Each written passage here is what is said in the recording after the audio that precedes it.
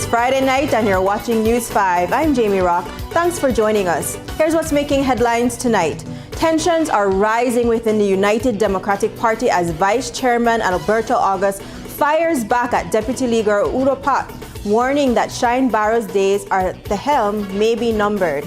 Meanwhile, the NTUCB is pushing back hard, accusing the government of union busting amid ongoing protests by teachers and public officers. Also tonight, bus operators are raising red flags over the proposed national bus company, questioning whether it's a move toward monopoly.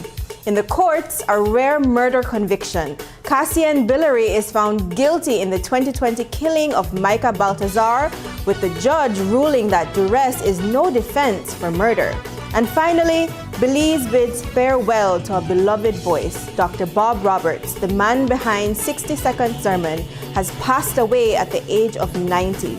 We've got all these stories and more coming up after the break. Stay with us.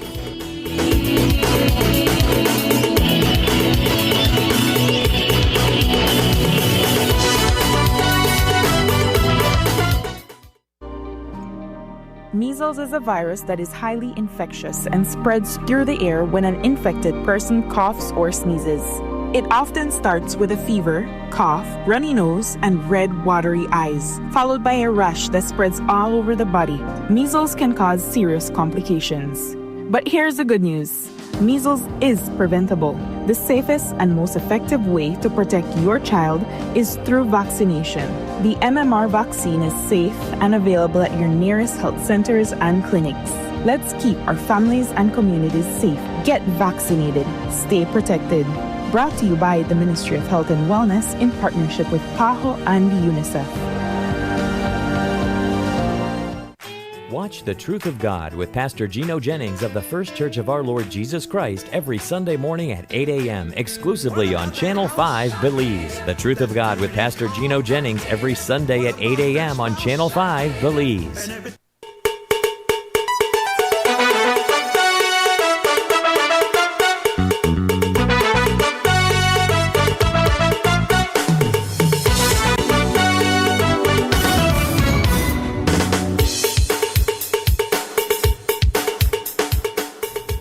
Welcome back. The United Democratic Party is gearing up for what could be a pivotal weekend.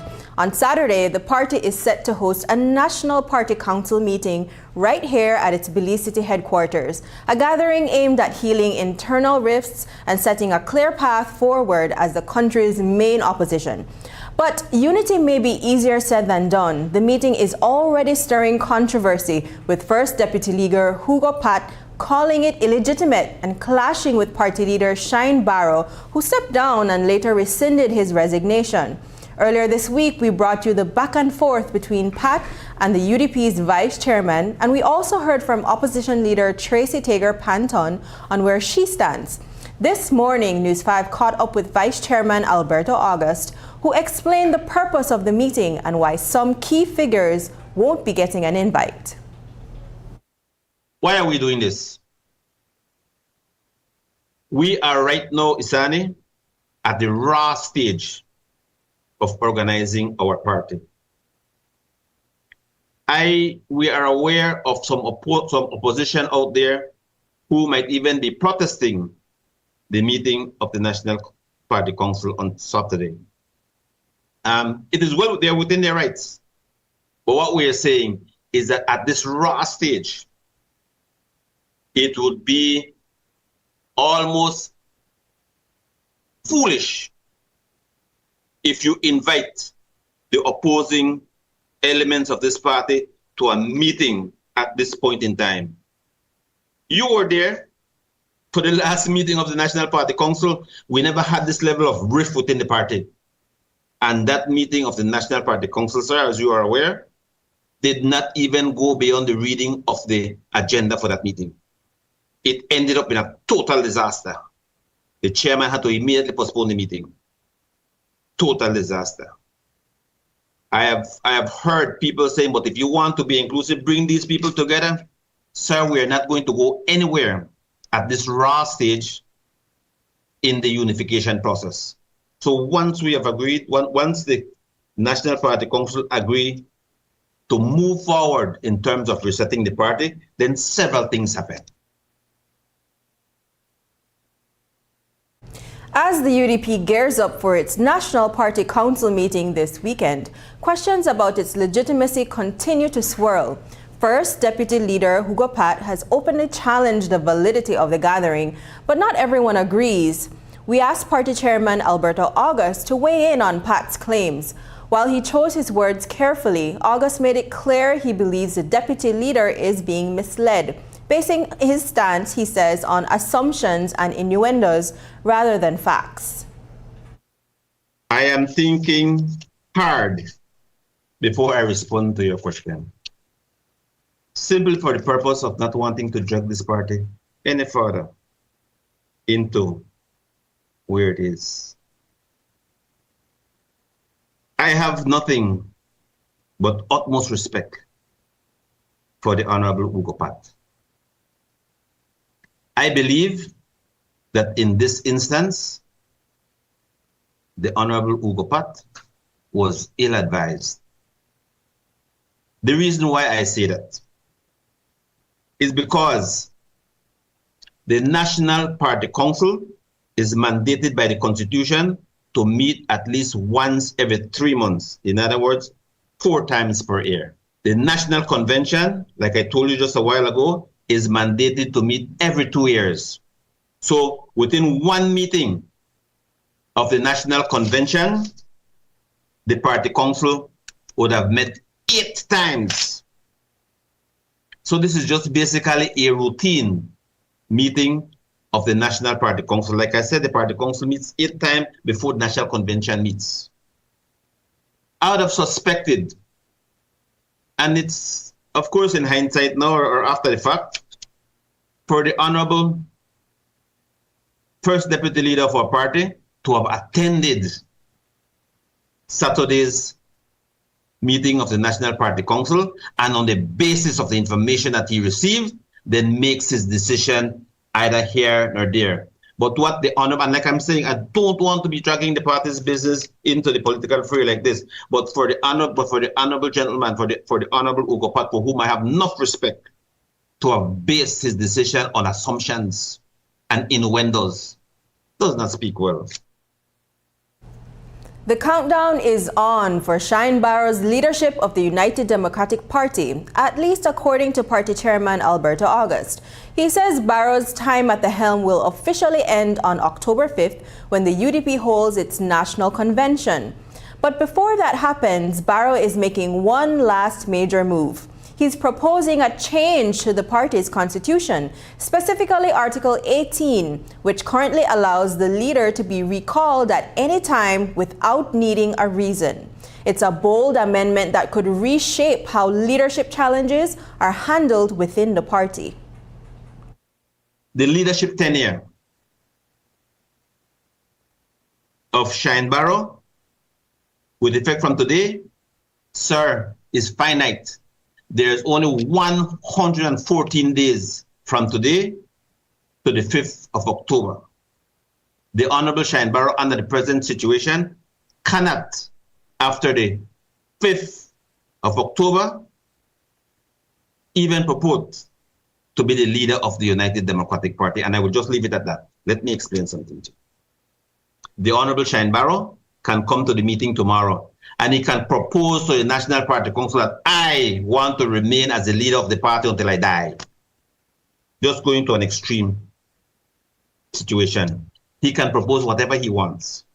But the constitution of our party,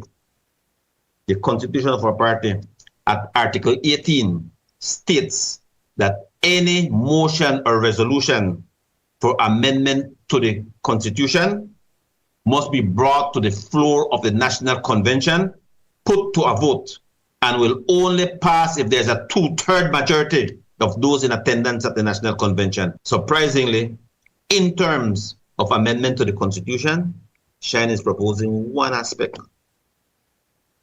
as far as I know, to amend the Constitution. And that is, he is saying that he will propose an amendment that will make it difficult for any future leader of the United Democratic Party to have to go through what he went through while he was the leader of this party. What is he proposing?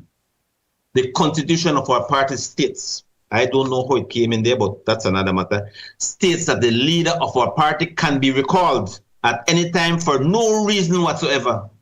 Now in this life, they tell you, man, for everything you should have a reason. Now you are going to constitutionally remove the leader of your party and you don't have to give no reason. Once you get the requisite amount of signatures, then you can move for a resolution to recall your party leader. Shine Barrow is saying, hold on, man. That is what has us in the predicament that we are in today. Coming up, Gerald Henry is benched for blowing the whistle. More when we return.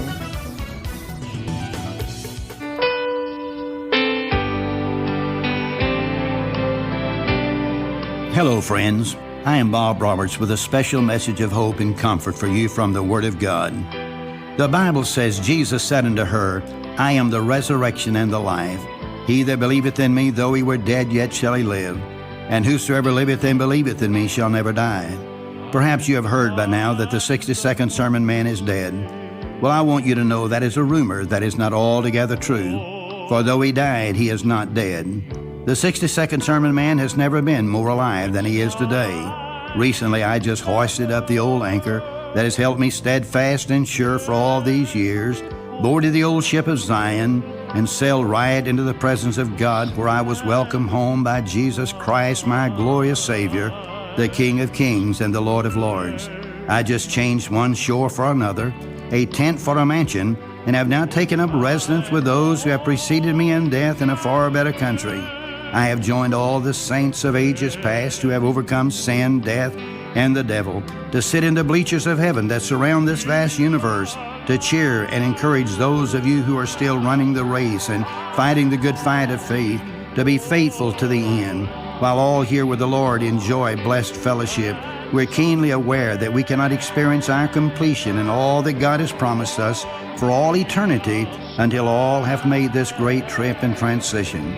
So we encourage you to share the good news of the gospel of Jesus Christ wherever you can, whenever you can, however you can, with as many as you can, until it has been preached to every kindred and nation, and then shall the end come. And with the sound of the trumpet, Jesus will return for you, and we shall be joined together in the clouds and changed for eternity into his likeness and experience our completion. For you, my friends, who have not yet come to know Jesus Christ as your personal Savior, celebrate this day with me by inviting Christ into your life and accept his forgiveness and plan for your life. Though now absent in the body, I shall continue to share a word of hope and encouragement from God's Word with you through the medium of television and my publications. So look up, dear friends. The grave is not a dead-end alley, but it is a thoroughfare that leads us home. While it is true that my body died, I am not dead. I have never been more alive. So scatter the good news about my departure, that a dead man has been discovered alive in heaven.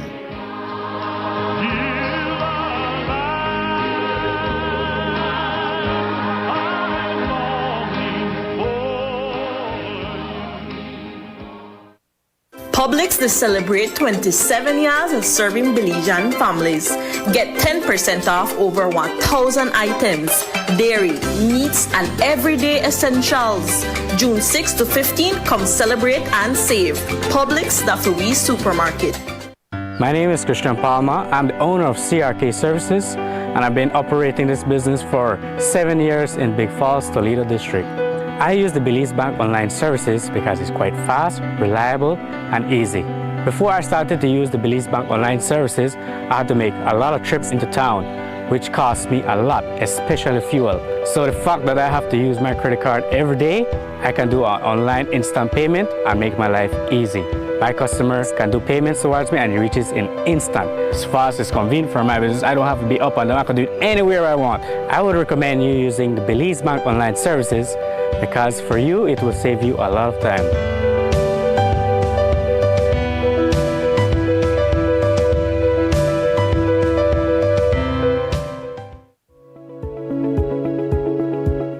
Electricity Limited is pleased to announce the holding of its 2024 annual general meeting at the BEL corporate headquarters on 2.5 miles Philip Golson Highway, Belize de Belize at 3 p.m. on Thursday, June 19th, 2025. For registration purposes, shareholders are advised to bring along a valid identification such as a social security card. Shareholders who are unable to attend may choose, and we encourage you to exercise this right, to appoint your proxy, or you can simply appoint the company's CEO or the corporate secretary as your proxy to represent you at the AGM. Proxy forms can be submitted at the BEL corporate headquarters on 2.5 miles Philip Wilson Highway or via email at shares@bel.com.bz no later than 5 p.m. on June 17th, 2025. For more information or assistance, contact BEL's Securities Officer at 227-0954, extension 1512. This summer, get ready to feel the heat, the beat, and the energy of Belize like never before. It's Summerfest 2025.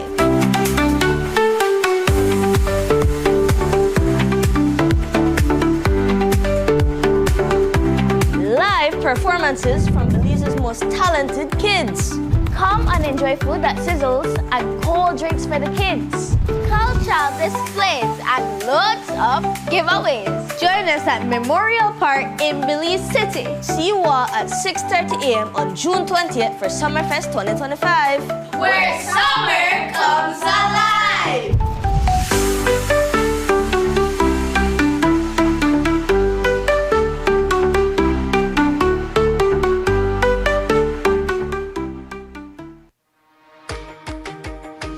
In our world that's always changing, one thing stays the same. Our promise as Smart Belize to keep you connected. Connected to the moments, the people, and the future that matter most. With every new tower, our service upgrades, and every new smile, we're keeping our promise in building more than a network. We're building a future, a family as Smart Belize. From Punta Gorda to Corozal, we are here not just as a network, but as your partner in progress. We have grown significantly over the past 20 years, and we just keep growing. Thank you for placing your trust in us. We remain dedicated to providing meaningful connections that bring value in every way that matters to you. We continue to bring people together.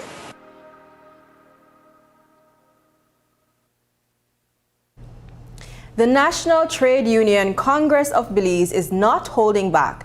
In a fiery press release, the NTUCB is calling out what it describes as a wave of union busting and targeted attacks, including ads and online videos aimed at discrediting union leaders across the country. The Congress says these actions are more than just political jabs. They're a direct threat to workers' rights and to the democratic values Belize stands on. And they're sending a clear message to both government and employers. The right to unionize is protected by the Constitution, and any attempt to silence union voices will be met with strong resistance. The NTUCB says it's standing shoulder to shoulder with its affiliate unions, and it's ready to take legal and industrial action if necessary. The government of Belize, through its press office operatives, have chosen a path of division, defamation, and deception instead of dialogue. They have launched a taxpayer-funded campaign to discredit the joint unions and personally attack my character. This government has once again weaponized state resources to spread false financial claims about the salary adjustment we seek, aiming to turn citizens against hard-working public officers. They have engaged in union-busting tactics that promote hatred and undermine the dignity of Belizean workers. I call on all right-thinking Belizeans to reject these despicable actions. Public funds must serve the people, not finance political vendettas. To public officers aiding the government in these attacks, if you use your position in the press office to attack the union that is fighting for you, then please do the honorable thing, man. Formally renounce future benefits won by the PSU. Submit a written declaration to the Financial Secretary, and please copy in the PSU. It's a classic case of protest and punishment, or at least that's how Gerald Henry sees it. After more than 20 years in the Office of the Auditor General, Henry took to the streets this week, picketing against what he calls unfair treatment within the very institution he serves. But just days later, he received a letter, not of support, but of salary deduction. The office claims he's been habitually late, racking up over 900 minutes of tardiness from February to May. That's now costing him over $400. Henry, however, says this is no coincidence. He expected retaliation the moment he went public. So is this about discipline or dissent? This has been something that has been an issue throughout the entire public service, especially for public officers who reside in Dangriga. You know, there's only one bus that you can catch from Dangriga, in the morning that is reasonable, right? Which is a 6:30 express bus that is from GM's. If you miss that bus, it's all over because there's no other bus that will get you here for 8. Right? And some public officers who, like I said in my previous interviews, a lot of public officers have been suffering in silence, right? And there are a lot of them who have been forced to actually catch 5 o'clock bus and reach here for 6:30 or 7 o'clock because there's no other bus. There's no other bus. If they don't catch that 5 o'clock bus, you're left to catch the 6:30, and that usually comes full from all the way from Punta Gorda. So by the time it reaches to Dangriga, there's absolutely no room on that bus for anyone to get on. This is something that I had expected to happen, and it's actually compared to previous times that we have refused to do their bidding. This actually came late. I expected that something would have been done from the Tuesday. We did our action on Monday, and I expected Tuesday morning to get something. So I'm a little bit disappointed, if you want to put it that way. But but it's clearly a retaliation, against the actions that we took for our rights and what we are duly owed, no? So that is just the nature of the public service and the office that we work for currently. Henry noted that he was never given any previous warning and there is no justification for the assessment period to begin from February 1st. He further explained that he has been waiting for 2 years to have his appraisals done. Imagine being tasked with guarding the nation's checkbook, only to be sidelined for trying to do just that. Gerald Henry, a key figure in the Office of the Auditor General, says he's been benched for standing up against what he believes is an illegal code of ethics. And here's the kicker. He actually agrees with the public's long-standing criticism of the office he serves. According to Henry, if he were simply allowed to do his job, corruption in public spending could be drastically reduced. So what's really going on behind the scenes at the agency meant to keep our government accountable? And my role as a public officer and also especially as an auditor, right? We should be playing critical roles in terms of the accountability of the public funds. Unfortunately, for several years now, we have not been doing so. But I still remain hopeful that at some point, I was looking forward to having a new Auditor General, and hope that the direction would have changed. But unfortunately, we are going further in the same direction, and so it's a bit discouraging. But I only have a few more years left, and whatever contributions I can make to the country, that is how I see it. People out there won't understand that I do not assign myself work. I wish that I could do that. Trust me, we wouldn't have half the corruption that has been taking place over the years. But I can't. I have to wait until I am assigned tasks by the Auditor General to my supervisor. And that is how it's supposed to be. Unfortunately, for the past 2.5 years, from October 18, 2022, I was not assigned to do a single piece of work in the office. Although we weren't working, imagine this now, I still had to come all the way from Dangriga just to clock into the office, do absolutely nothing all day, and then clock out in the evening. When there is a telecommuting policy that could have been applied, since you don't want me to do any work, then they could have said, you know what, we'll work out with this telecommuting policy. You stay at home until we solve this or we resolve this thing in whatever way.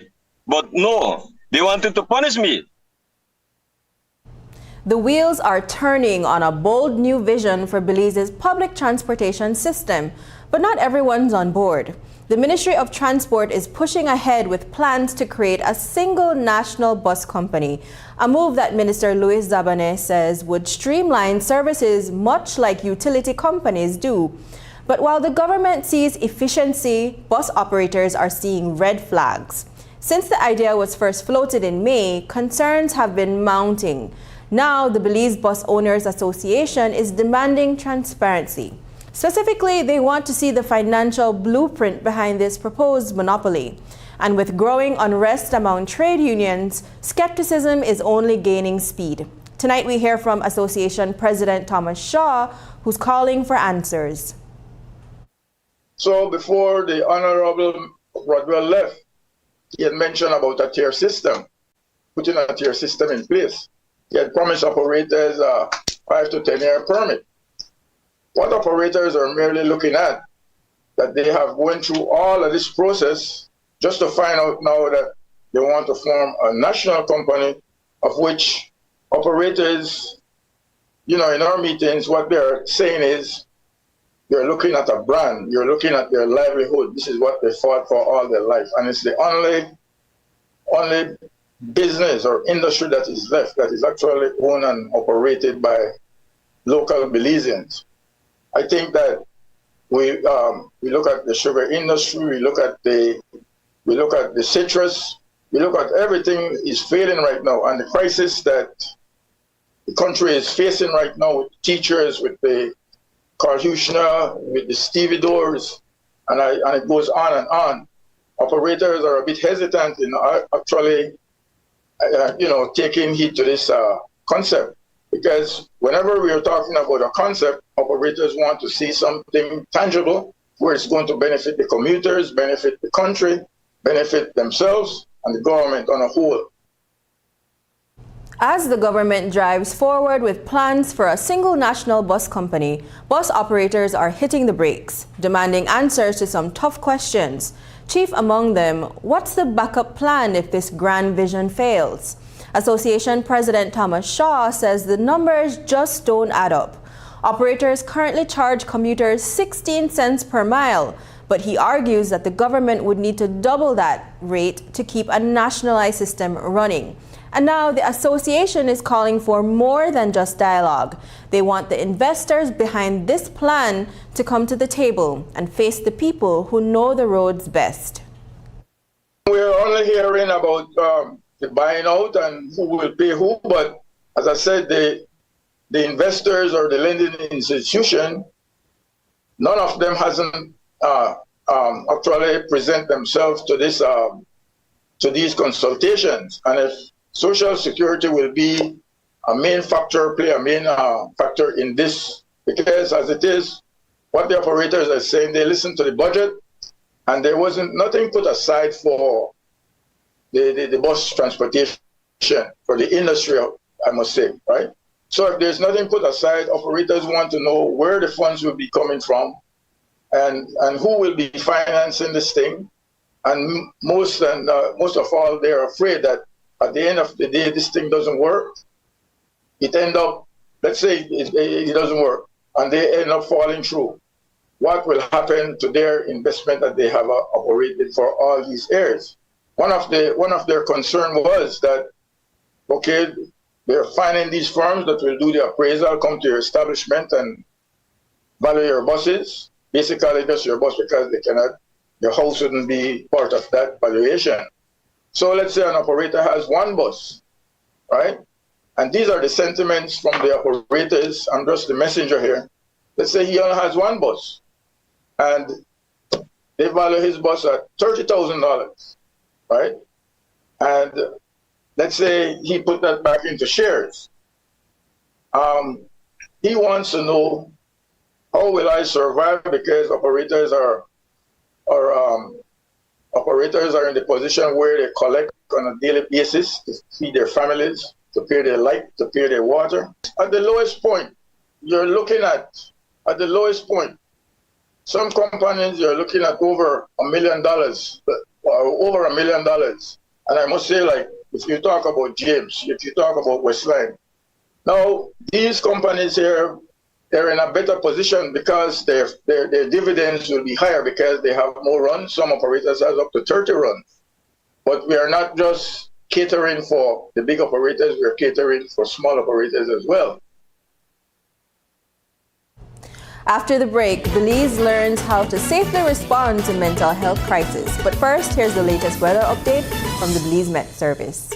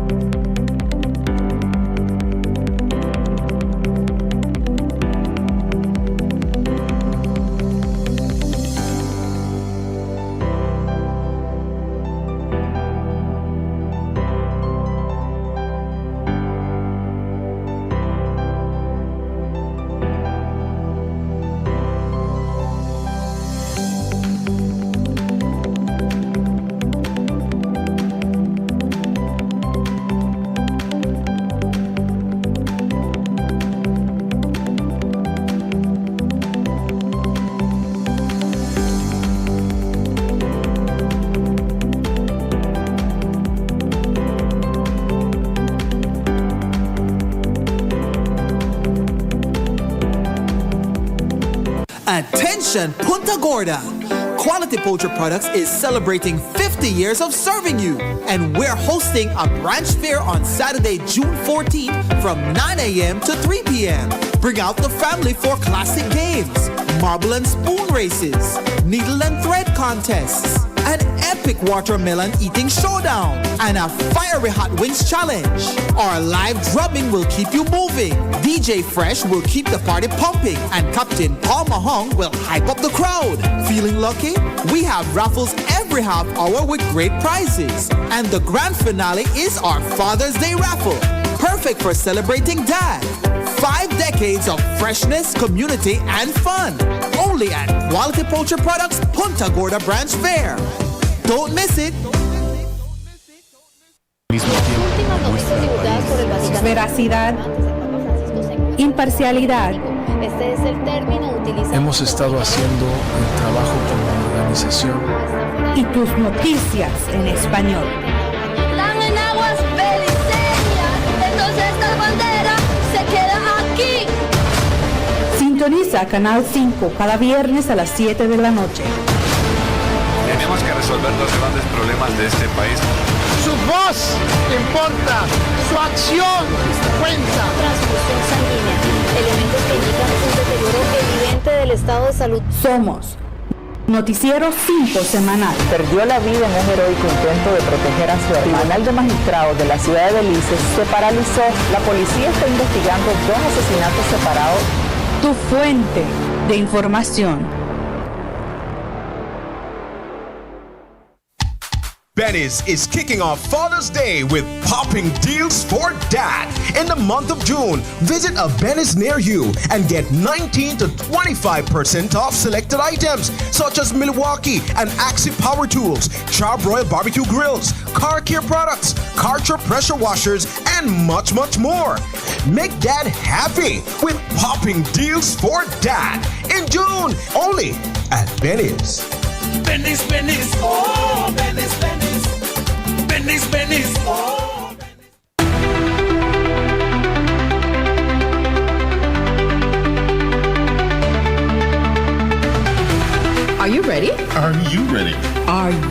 ready? Are you ready? KTV The Remix Season 7 is back, and we're looking for the next superstar. If you got the voice, and you got what it takes to own the stage, then step up and show us what you've got at the official KTV The Remix Season 7 audition. right here at the GBM Studios on Coney Drive, the 21st and the 22nd of June, 9 a.m. to 3 p.m. Whether you're a powerhouse vocalist, a smooth crooner, or a soulful performer, your turn to shine under the lights right here to remix your future. the winner walks away with $10,000, prizes, and bragging rights as Belize's next top talent. Only the best make it to the list. Will it be you? KTV, the remix, season 7. It's bigger. It's bolder. It's awesome. Let the remix begin.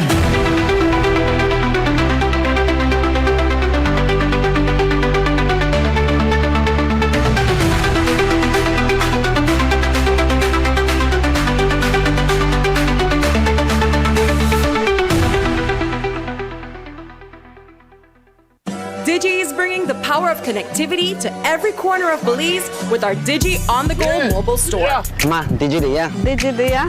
Don't say. Sign up for the fastest, most reliable home fiber service, purchase the latest device, or explore our wide range of services. This one-of-a-kind mobile store has it all. Our dedicated team brings the same high-quality in-store experience to you, ensuring you stay connected with friends, family, and the world. You guys bringing the mobile here, it's really helpful, saving a lot of money for people going from the town, especially like in Punta Gorda, which is 25 miles away from here, which will cost a couple dollars for them to reach there. So having these caravan here, it's a lot easier, it's a lot cheaper, and you know, people are taking advantage. As you can see, we have a lot of people coming out today to purchase some of these devices, top-ups and even postpaid that they're eager to have, no? Digi is connecting Belize one community at a time. Look out for the Digi on-the-go mobile store with exclusive deals and offers in a community near you. Follow us on our Digi Facebook page to see where we will be next. Digi, our national telecom. A rare murder conviction has just been handed down in Belize, and it's making headlines.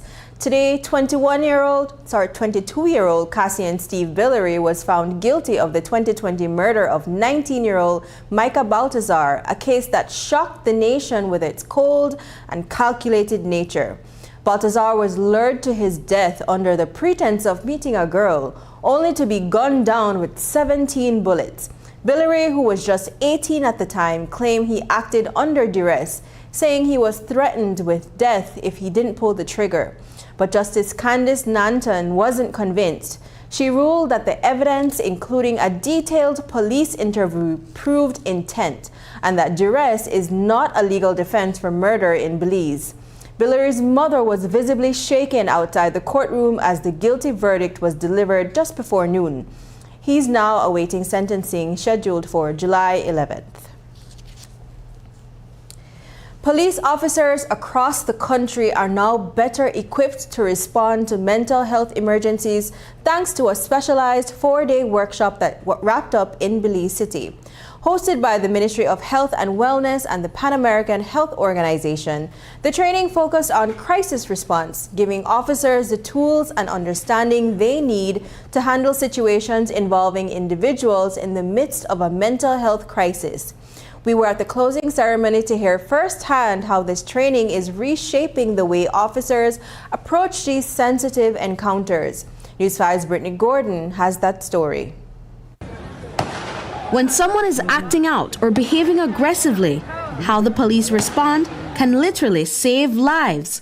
That's why this week, officers from the Belize Police Department took part in a special workshop focused on mental health. The objective is to learn how to handle these tough situations with care and understanding. Assistant Superintendent Jane Usher, who leads the department's training efforts, shared some of the helpful tips she picked up during the sessions. They also gave us coping skills, coping techniques, but what was also very relevant to us was the self-care aspect.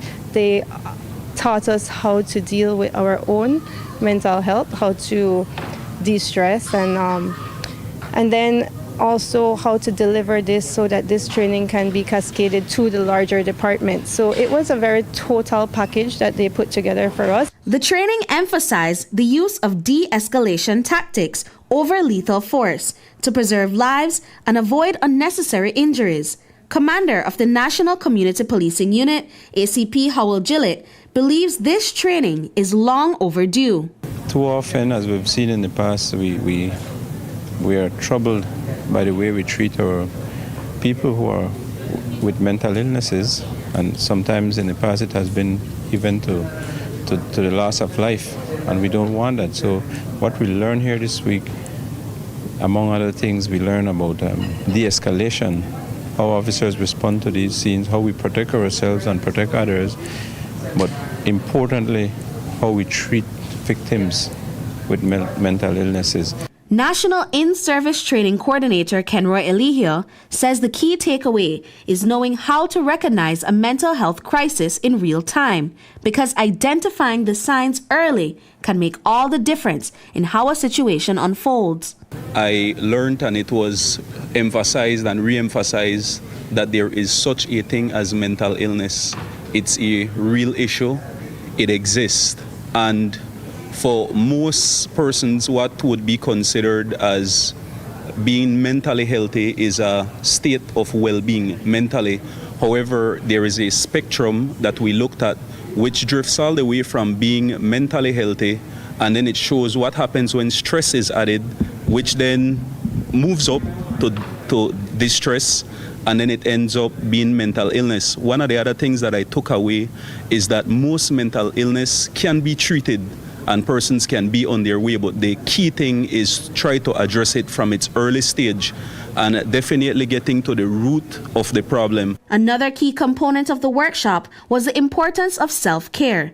Officers were informed that suicide rates within law enforcement tend to spike higher than the general population, opening officers' eyes to the stress factors that may be impacting their mental well-being. What really resonates with me was the topic under stress that had to do with a stress bucket.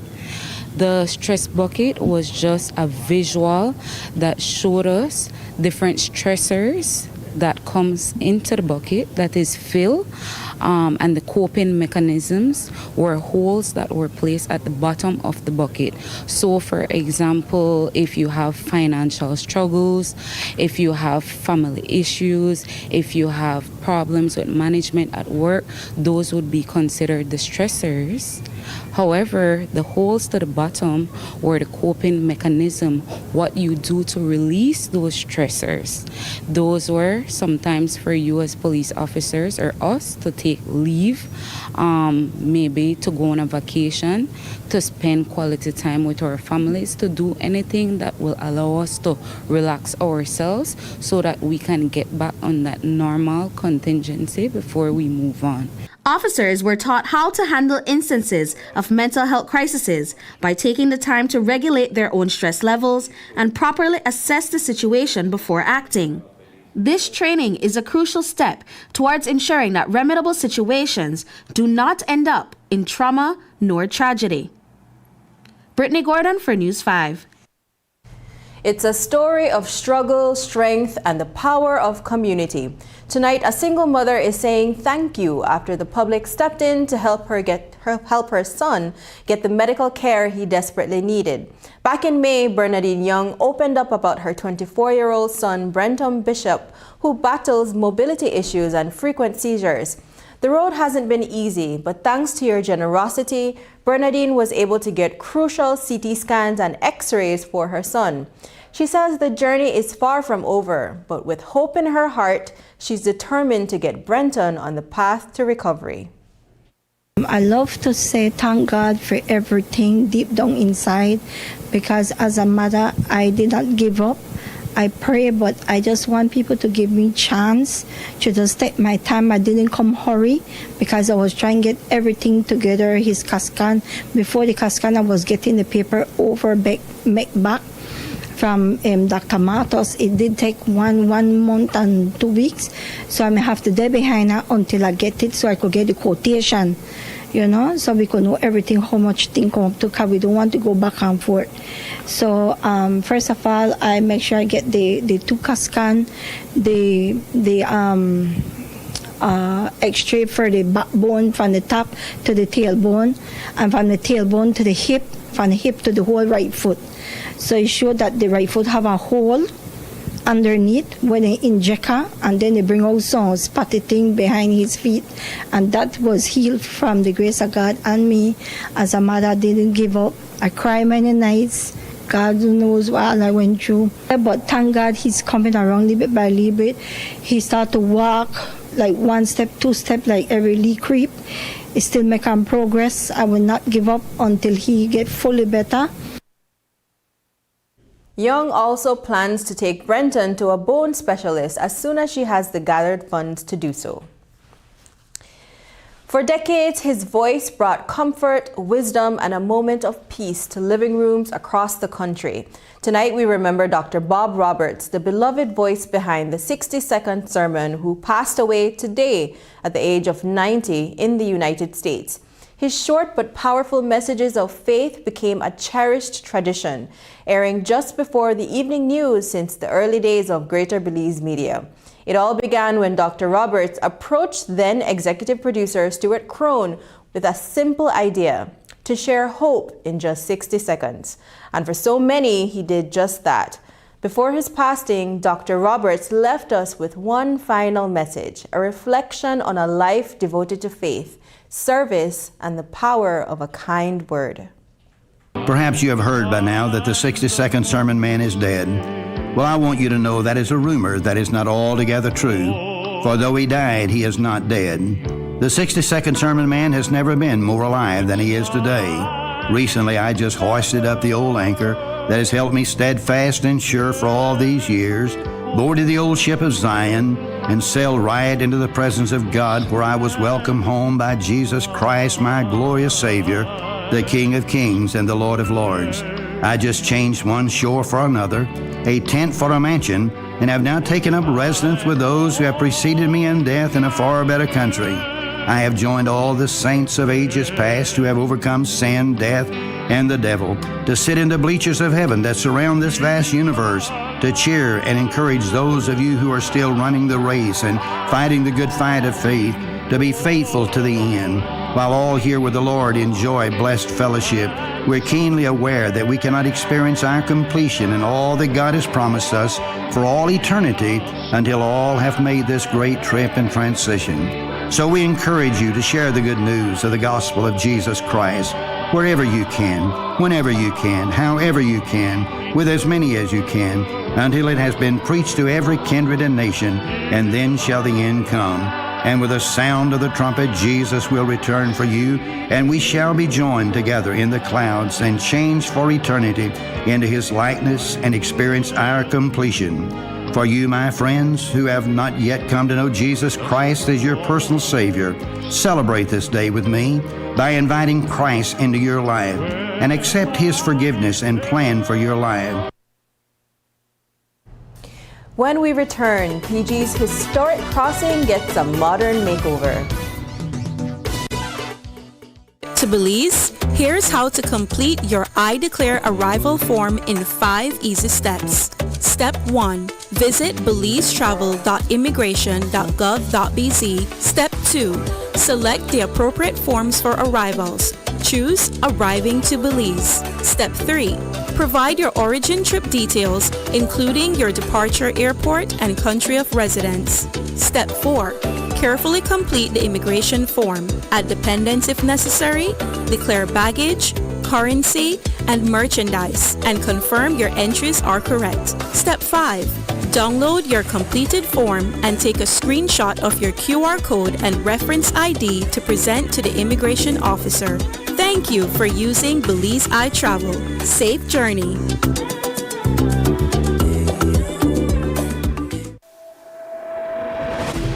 How can a precision-engineered and sustainably made tire change your world? A tire that gives you strength and safety when you need it most.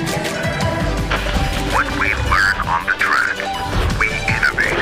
For the road, bringing next-level quality and reliability to every drive.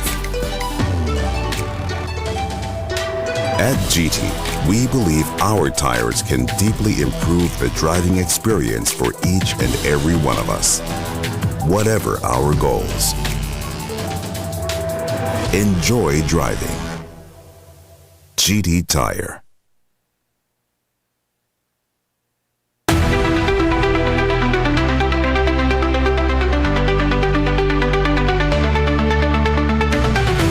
Are you ready? Are you ready? Are you ready? Are you ready? KTV The Remix Season 7 is back, and we're looking for the next superstar. If you've got the voice, and you've got what it takes to own the stage, then step up and show us what you've got at the official KTV The Remix Season 7 audition. Right here at the GBM Studios on Coney Drive, the 21st and the 22nd of June, 9 a.m. to 3 p.m.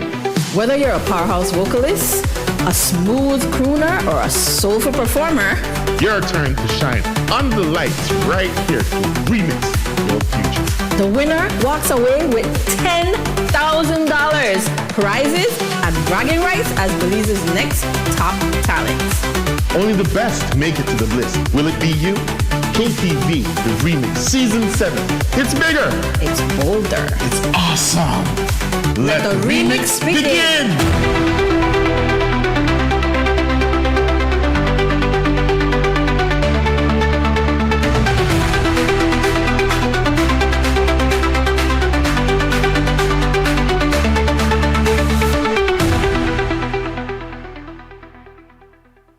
Electricity is evolving, and BEL is leading the way with smarter connections across Belize. Meet AMI, Advanced Metering Infrastructure. It's not just a meter, it's a smarter way to manage power. Smart meters record your energy use in real time and securely send the data to BEL. Key customer benefits include real-time insights into energy usage, improved home energy planning, integration of solar, battery, and EV technologies, and innovative customer service solutions. Get ready! AMI is coming soon to municipalities across Belize, including the Keys, to give you more control and reliability. BEL, bringing you a brighter tomorrow.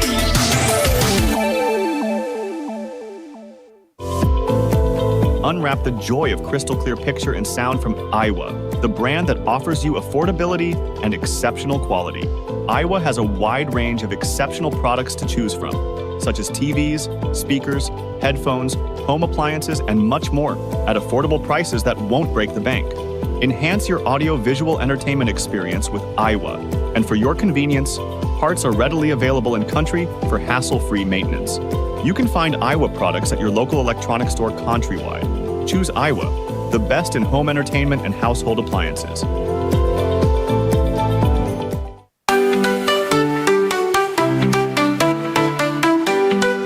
This summer, get ready to feel the heat, the beat, and the energy of Belize like never before. It's Summerfest 2025.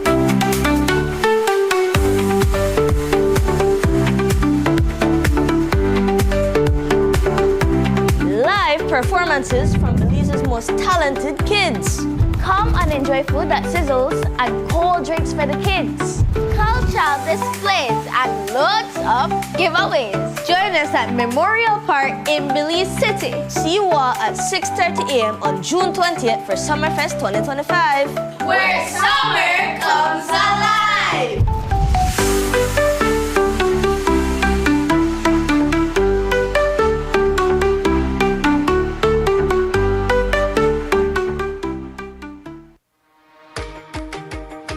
In our world that's always changing, one thing stays the same.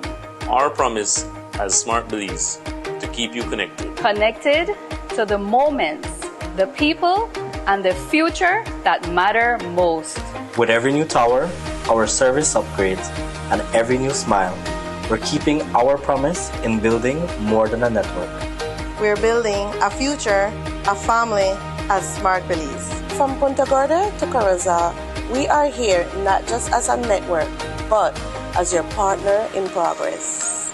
We have grown significantly over the past 20 years, and we just keep growing. Thank you for placing your trust in us. We remain dedicated to providing meaningful connections that bring value in every way that matters to you. We continue to bring people together. Big changes are rolling into Punta Gorda town, quite literally. After months of construction, residents now have a brand new bridge to drive across. The Michael Espat Bridge, named in honor of the late politician, was officially opened today with a ceremony that brought out community members and leaders alike.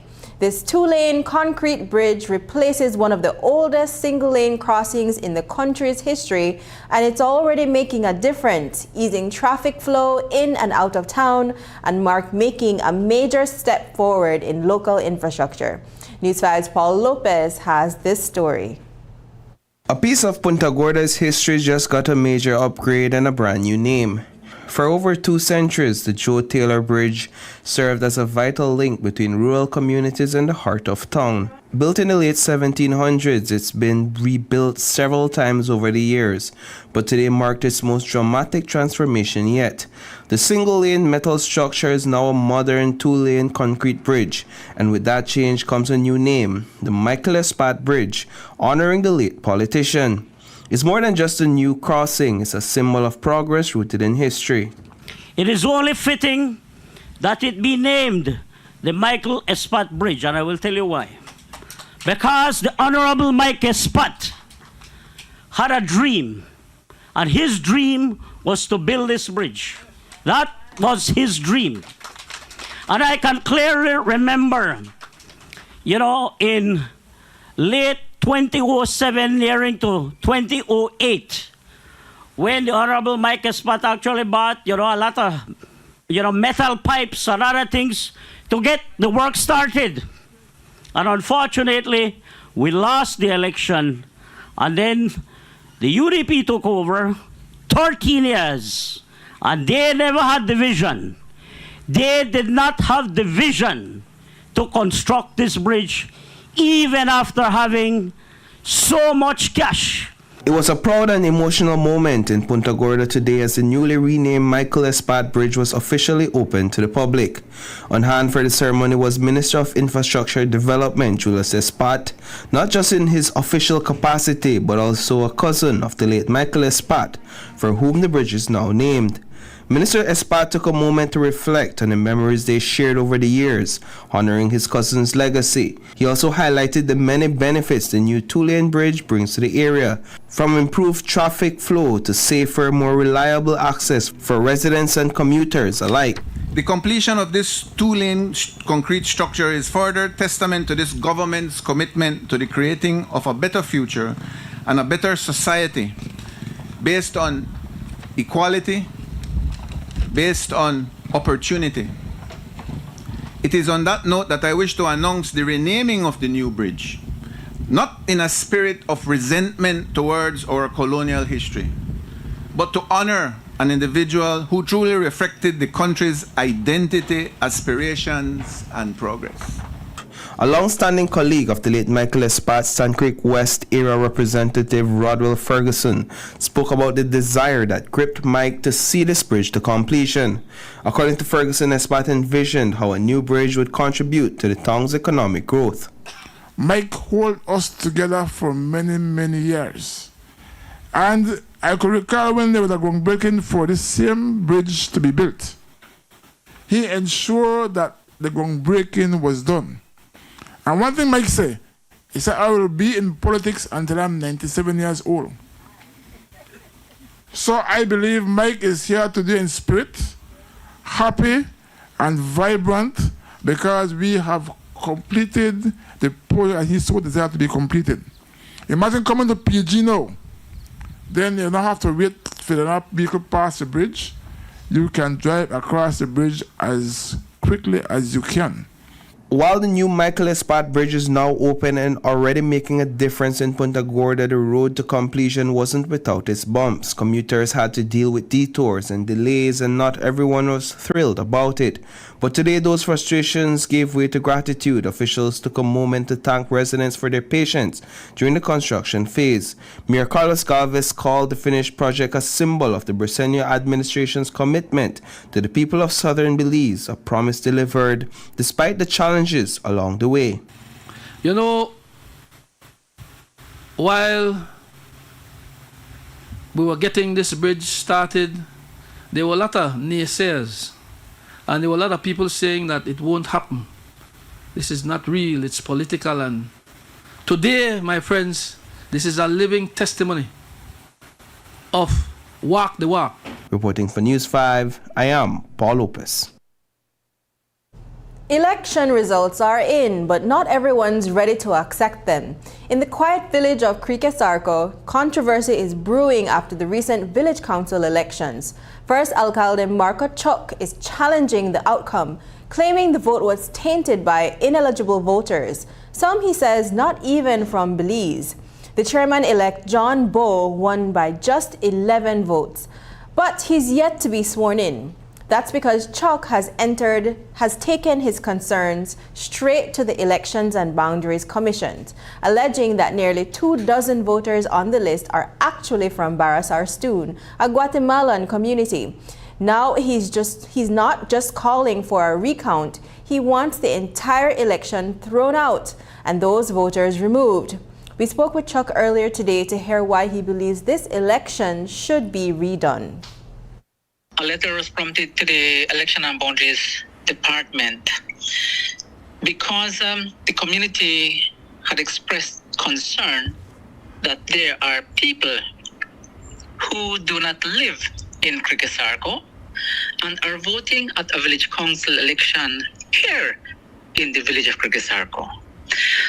So it is clear that they do not contribute to village life. In fact, we do not even see them in our village. They only come to the village when it is general elections. The fact is that they have Timash as their address, which proves that they are not from Criquesarco. We don't even know why the government would register those people with that address in the first place, as that is a national park. No one should live there. It is illegal. We strongly believe, and we were convinced that yes, they came from the other side of the Sarstone, a small settlement that is out there. Because there's no settlement along the Timash Bar as far as we are concerned. It's a national park, and if they say that yes, they are on the other side, that is Barranco's land. Our demands is that we want the elections and boundaries to have a re-election that would allow only, and I stress on the word only, those from the community of Criquesarco to vote. Also, we want the elections and boundaries to revise the list as it contains individuals who resides in other communities such as Graham Creek, Midway, or Barranco. Reports are that the Elections and Boundaries Commission are reviewing the dispute and that the list of voters used has been used in previous village council elections. We will continue to follow. There was a spirit of celebration and new beginnings in Belmopan on Thursday as micro-entrepreneurs from across the country gathered for a special grant ceremony. The event marked the official close of the first phase of the Increasing Economic Power of Micro-Entrepreneurs program and the exciting launch of its second phase. It's all part of a collaborative effort between the Ministry of Human Development and the Embassy of Taiwan, aimed at empowering small business owners and boosting grassroots economic growth. From food vendors to artisans, the program is helping Belizeans turn their hustle into sustainable livelihoods. So it is through this partnership that we can celebrate 74 women that will graduate from round 1 of our ministry's Increasing Economic Power for Micro-Entrepreneurs project. And at the same time, we're welcoming an additional 60 women entrepreneurs who will participate in round 2, which we're also launching today simultaneously. With the additional investment of $121,000 from the ICDF Taiwan, we will continue to promote financial inclusion for business sustainability, actively engage in digital marketing, and enable business mentorship and provide access to microgrants, which gives you all the tools for success. So you have the theory, you have platform, you'll learn about digital marketing, you have mentorship that will hold your hand and help you along, and most importantly, you'll have the micro grants to help you start up. Up next, the life and legacy of Pulu Lightburn. Hey Dangriga, it's the 50th anniversary fair at Quality Poultry Products Dangriga branch. Join us Saturday, June 14, 8 a.m. to 8 p.m. for a full day of fun and flavor. Dive into games and giveaways. Let the kids go wild in our free bouncy house and soak up the vibrant cultural entertainment. Enter our hourly raffles for fantastic prizes. Music can't done. Starting at 4 p.m., Punta Generals, then Sweet Pea set the stage ablaze. At our Dangriga branch, take advantage of 10% off on groceries. Some restrictions apply. Legs in bag, 50 cents off retail, and neck and back just $15 per crate. Plus, enjoy special discounts on Running W and Country Meat products. Swing by and celebrate 50 years of quality poultry products. It's a party you can't miss.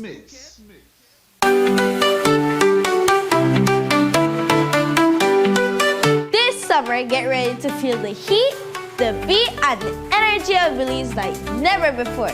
It's Summerfest 2025.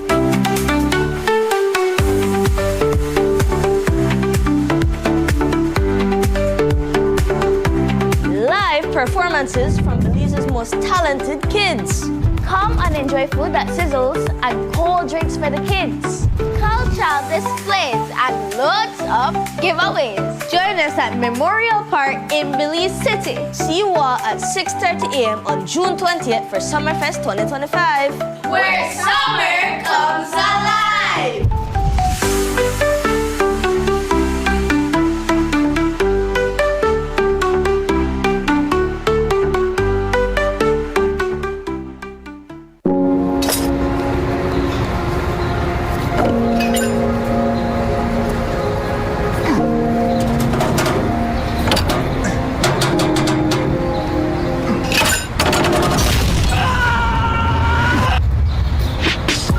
While you cannot prevent accidents from happening, you can take steps to protect yourself from the financial burden that can result from an accident. Our Fungi Life Insurance Personal Accident Plan is the solution for you. With our personal accident plan, you are covered anywhere in the world. This plan pays out a benefit for any dismemberment as the benefit is paid directly to you. It can also cover the need for medical artificial appliances such as wheelchair, crutches, hearing aid, and prosthetics. In the event life is lost due to an accident, the personal accident plan pays out the insured amount to the beneficiaries. Now, you can live with the confidence that we have you covered. Let the RFNG Life team assist you in planning for your future. Call us today at 221-5143 or visit our website at rfglife.com. RFNG Life Insurance, the life company.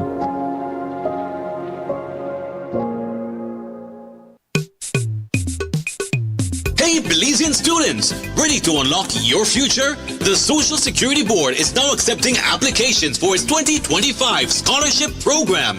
Whether you're aiming for vocational technical, high school, or an associate degree, this is your chance. To qualify, you must be a born Belizean accepted to a school in Belize, entering high school, trade school, or college for the first time, demonstrate financial need and academic potential. Don't wait! Learn more and apply online today at socialsecurity.org.bz. Deadline is Friday, June 27, 2025. Remember, only online applications are accepted. Unlock new opportunities for success with a scholarship from Social Security.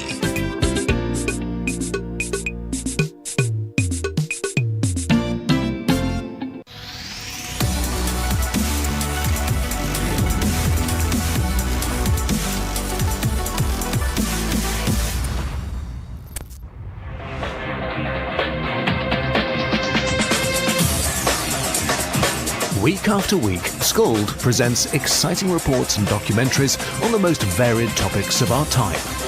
Spectacular developments and innovations, lifestyle and trends of tomorrow, mobility and tourism, health news, highlights from art and culture. Each contribution grabs the viewer with extraordinary images and stories and takes him into fascinating worlds which he experiences here exclusively and up close. We're there when companies and specialists develop super satellites for a global network in space and can look behind the scenes. Scold is a window to everything that is there or is yet to come. Fly with us through time to better understand today and tomorrow. You've always wanted that. Scold, a look into the future. In our world that's always changing, one thing stays the same. Our promise as Smart Belize to keep you connected. Connected to the moments, the people, and the future that matter most. With every new tower, our service upgrades, and every new smile, we're keeping our promise in building more than a network.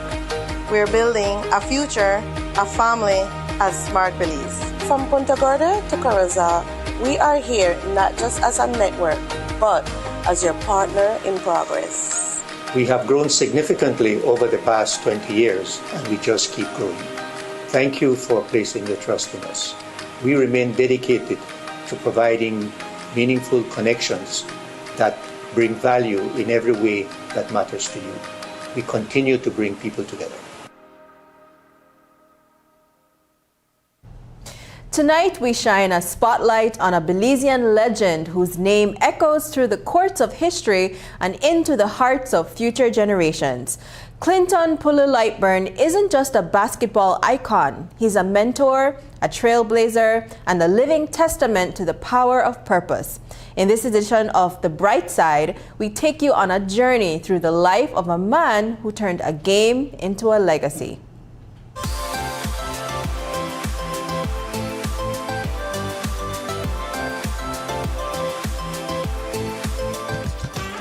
In the late 1970s, basketball in Belize was more than a sport. It was a movement. And at the heart of that movement was a teenager named Clinton Pulu Lightburn. At just 17, he became the first junior player to join the Belize national basketball team. By 19, he was dominating the league, leading in scoring, rebounding, and assists, and earning MVP honors. How did you fall in love with basketball? Well, my older brothers, they played basketball. And the team used to come to the house after games, and they used to eat burgers and hang out. And even since I was a kid, growing up, there was balls rolling around the ground, on the ground. So from I was maybe, from I can remember, I said 2 years old. I was familiar with the basketball. Known to many as Pulu, he shares how basketball didn't just teach him discipline. It helped steer him away from the dangers of street life. Growing up in a tough neighborhood, the game became more than just a sport. It gave him structure, guidance, and a reason to stay focused. For Pulu and many others like him, basketball was a lifeline that offered hope and direction when things could have easily gone the other way.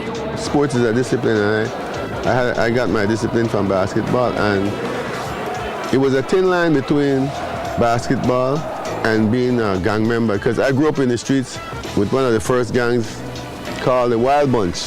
A lot of the guys that I was with ended up in jail or without a future, so I was fortunate that basketball opened up the doors for me to head in a different direction. With raw talent like Lightburn's, it's no surprise he left crowds in awe. One person who remembers it all is Press Cadogan, a well-known figure in Belize's sports media and lifelong friend of Lightburn. He took me on a trip down memory lane, sharing some of the unforgettable moments he witnessed from the unstoppable force that was Polo Lightburn. One of the most memorable things with Polo Lightburn, that when he got to Hiawassee College between 1974 and 78. Because from when Polo 15, he better than the whole country, you know. For him 15, he played junior, he played for HDSC Bucks, he played for Calico School Sailors, and he made HDSC win so much years in a row. That standout talent would even catch the eyes of university scouts, ultimately making him the first Belizean to receive a basketball scholarship. A move that opened doors not only for his career, but for the next generation of young athletes. And I was the first Belizean to get a basketball scholarship. All right, and outside of the country, yeah, and I went and I did 2 years. It was a junior college. I got my associates. I came back home, and I was given a job as the first national sports director. Did the first summer camp with over 1,000 kids in 5 different disciplines. There was basketball, football, softball, table tennis, and track and field. All right. Basketball has always been at the heart of Polo Lightburn's life. He started out as a standout player, but over the years, he's become just as well known for his role as a mentor and coach. Through his Future Shock program, he's helped shape the lives of young athletes for 3 generations, guiding them to follow in his footsteps. Like many young talents, Polo once dreamed of making it to the NBA. That dream didn't come true, but he says his real success lies in the lives he's touched and the players he's inspired along the way. That's the logo, yeah. For BEBL, that is iconic. Yeah, they call it the logo. I wanted to make it to the NBA, and I came back home and played in the Belize League. I also played in professional basketball in Mexico and Honduras, in this area, no? No, I have a different generation of, what you say, followers, people that know me. Back to what we were talking about back in the past, people know me for being a basketball player. This next generation, they know me for being a coach, right? Like all the kids in the streets, they know me and they all want to play for my team because my team set a certain standard and play with a certain energy and has a certain reputation. And they know that Future Shock program creates opportunities for you in life. Bend your knees, get over the rim, and bring your hand down. See, watch it. Bend. Adjustment. To love the game is to honor those who paved the way. As a Hall of Famer, Clinton Polo Lightburn has done just that, living the legacy and passing it on.